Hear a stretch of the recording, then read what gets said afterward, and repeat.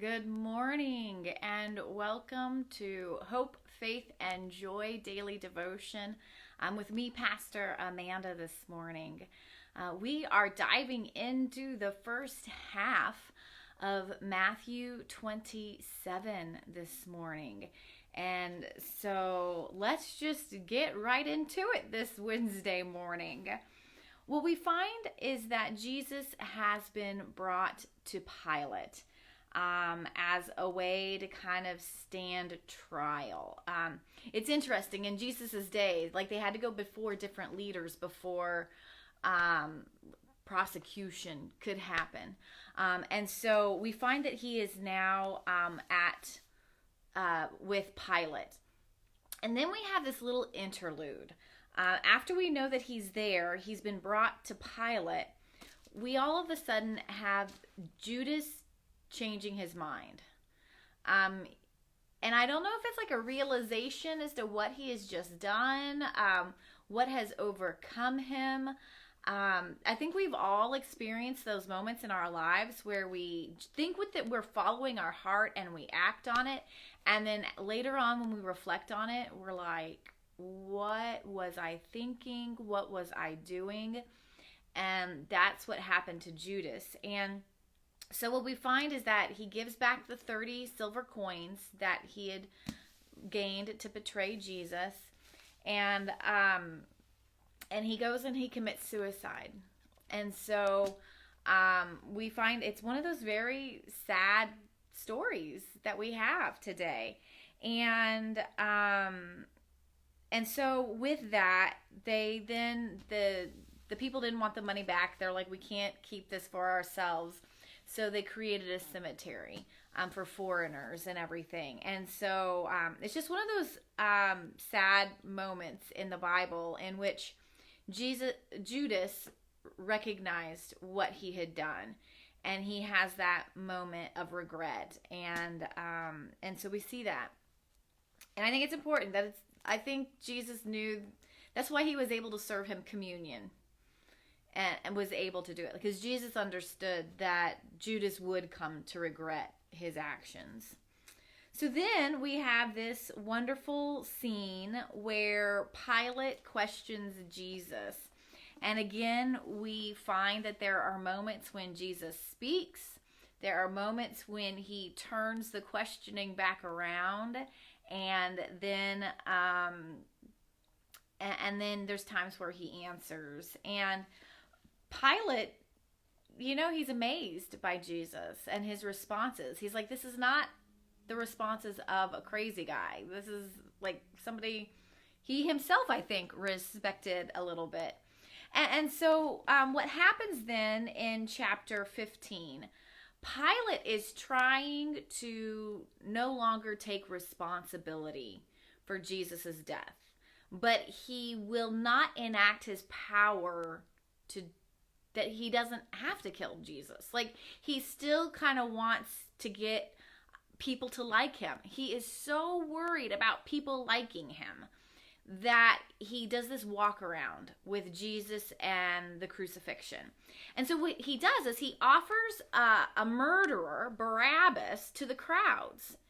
And it's that moment where the crowds are like, we'll take the devil, we understand, over this guy who wants to change us, who wants to offer us hope and transformation. People are more willing to accept a death, a murderer in their lives over the possibility of change and transformation, of something better, because it's hard work. And it means you don't get to stay in your comfort zone. You don't get to have the same things anymore. And so the crowds choose a murderer over Jesus, a man who just taught love, hope, and opportunity for something new and better. And so I think it really speaks to us today. Our culture right now is really fighting about we'd prefer to have the devils we knew versus the transformation and the devils we don't know, so to speak. The fear of what would happen on the other side of transformation. And so Pilate, again, he really shows that he can't take responsibility. And so what he does is he just kind of throws it back at the people. I wash my hands, he says.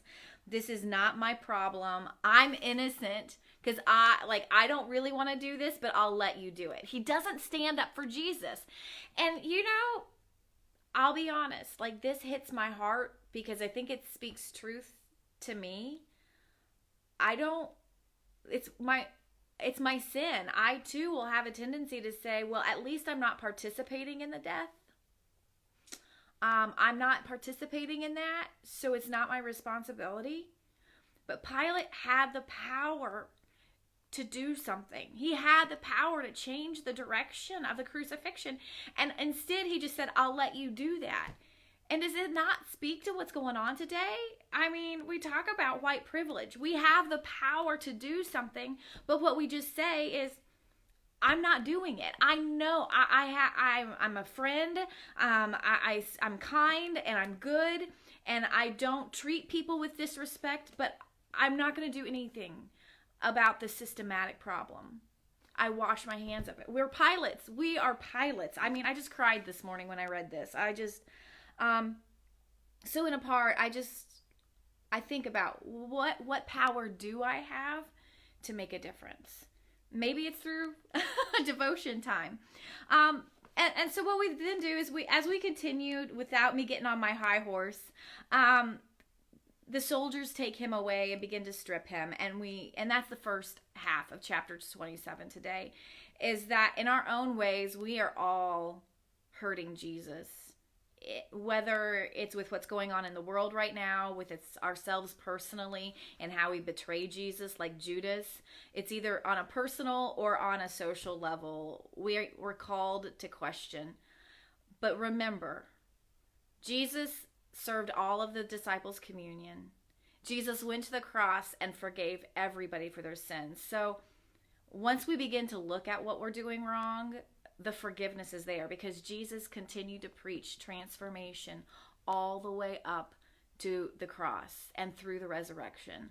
And so that's our hope today. That's our hope, that even when we can face our ugliness, it's so that we can be transformed into loving, caring people that make a difference in the world, not just in our own lives, but in the world we're making a difference.